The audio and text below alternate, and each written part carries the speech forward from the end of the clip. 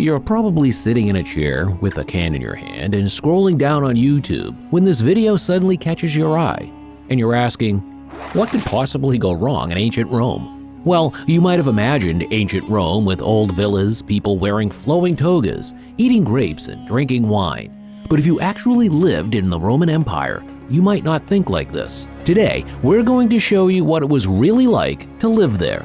Hello and welcome to my channel, Uncovering Mythology and History. In this video, we will discuss why you wouldn't survive life in ancient Rome. So, please keep your eyes on the screen and don't forget to like and follow our channel. Let's jump right in without further ado. In ancient Rome, if you were lucky enough not to be enslaved, you were probably really poor. Because slaves were used to doing most of their work by hand, it was hard to find work for them. Many poor people moved from the countryside to the cities of the empire in hopes of finding jobs to help them move up in life. Even though the Romans had some amazing feats of civil engineering, like indoor plumbing, these improvements were more of a luxury for the rich than a way of life. A lot of poor people lived in small rooms in big buildings called insulas, which means islands. They were sometimes 100 feet tall, so walking under them at night wasn't much fun. In the insula, there was no running water and no way to clean up. People who didn't have much money had to share apartments with day laborers, so the places often really smelled bad. Since most women in Rome gave birth at home, it was also common to hear about the pain of childbirth if your neighbor was pregnant. One person who lived in one of those buildings wrote that they were so close to each other they could reach out his window and shake hands with the person in the next building. Because of the risks at the top, most people lived higher up if they had less money. People didn't feel safe in these buildings. When there was a fire, many people often died. People in the slums used the tried but true method of throwing all their trash into the streets, which made disease spread quickly in poor areas. But there was more to fear in those streets in the dark than falling poop and questionable safety standards. Rich people didn't walk around at night, and if they really had to, they would have what Juvenal called a long retinue of attendants. That's because there were so many robbers waiting in the dark. This also meant that the average person had to worry about more than just muggers. Rich people would sometimes walk around the streets with armed guards who would beat the crap out of you just for the fun of it or if you got in their way. Suetonius wrote that Emperor Nero would do this while wearing a wig and a hat. If people fought back, he would wound them and throw them in the common sewer. Even for the cruel Nero, that was quite kind. If you wanted to leave the city to escape the smell and danger, you also had to give up the protection that the city walls gave you. Since Rome was always constantly at war and gaining new colonies, life in the countryside could be like going from one bad situation to another. The truth is that no matter where you lived in ancient Rome, death and destruction were always close by. Let's enlighten you about toilets. Roman bathrooms were big, bench-made buildings with more than one toilet. There were no walls between them. Romans walked in, took off their togas, sat down, and got to work.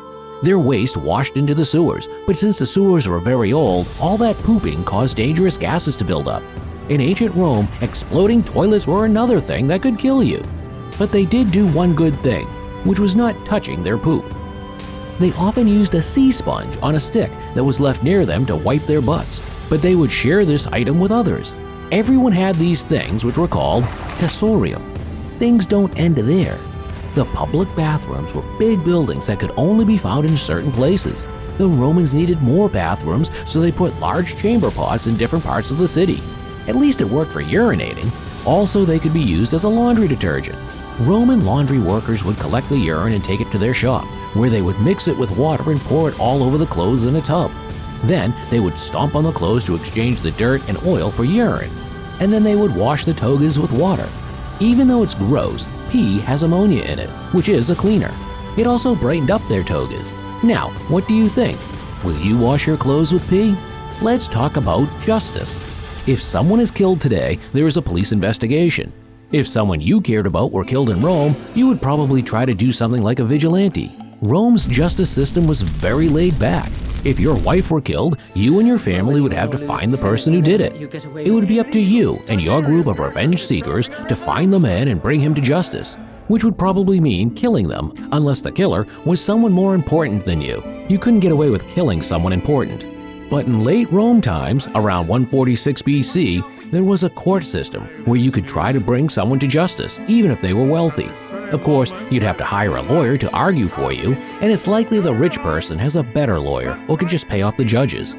There were no jails where criminals could stay for a long time in ancient Rome. History books like to say that justice was done quickly. Not only that, but you could have been legally tortured into confessing. That was okay with the government, but this was usually used for the most severe crimes. For the same crime, a non-citizen could have been sent to one of the mines or quarries. That meant literally working to death.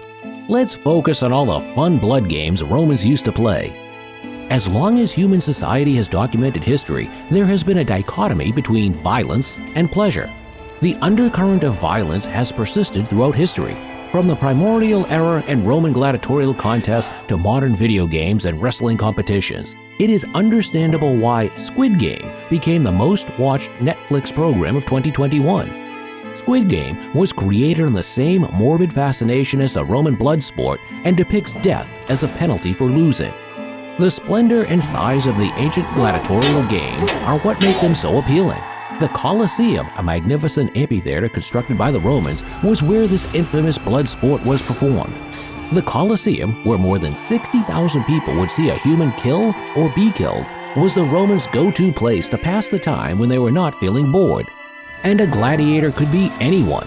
They were usually slaves or war prisoners, but sometimes people voluntarily took part to get rid of their debts.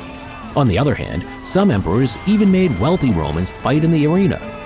Losing a fight to the death didn't always mean the end of the gladiator's bloodletting.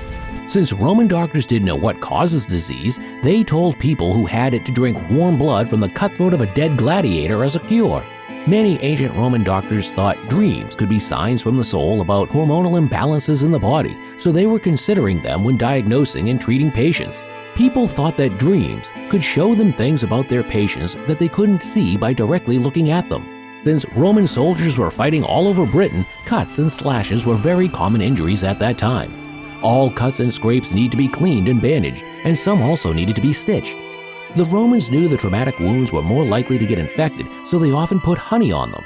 According to desribe, a military physician, honey is cleansing, opens pores, and pulls out fluids.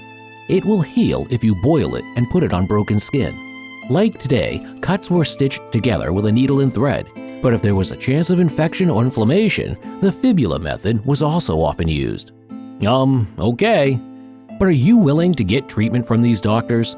That's all for today. We hope you enjoyed this video, and if you have any comments or suggestions for future videos, please let us know in the comments section below. Thank you for watching.